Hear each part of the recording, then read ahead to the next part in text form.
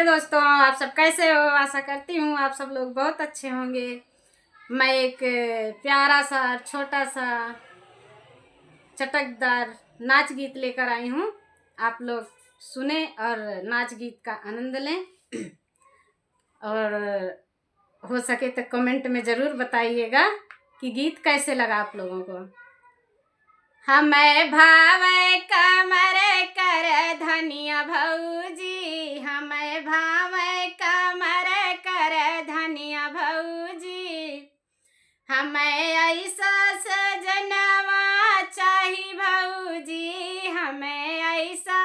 सजनवा चाही भौजी, जवन रुपया कमाई शहर रही भौजी, जवन रुपया कमाई शहर रहे भौजी, हमें भावे कमर कर धनिया भौजी, हमें भावे कमर कर धनिया भौजी, हमें ऐसा सजनवा चाही भौजी, हमें ऐसा सजनवा चाही भौजी, जवन गांजा दारुइया ना पियाई भौजी, जवन गांजा दारुइया ना पियाई भौजी, हमें सोहे कमर कर धनिया भौजी,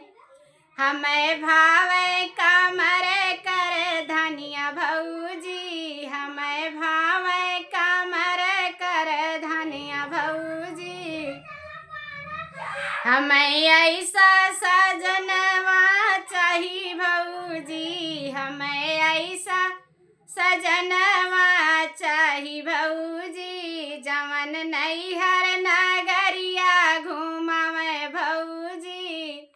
जवन नैहर नगरिया घूमवे भौजी, हमें भावे कमर कर धनिया भौजी, हमें भावे कमर कर धनिया भौजी, हमें ऐसा सजनवा चाही भौजी, हमें ऐसा सजनवा चाही भौजी, जवन दाना दहेजवा ना मांगई भौजी, जवन दान दहेजवा ना मांगई भौजी,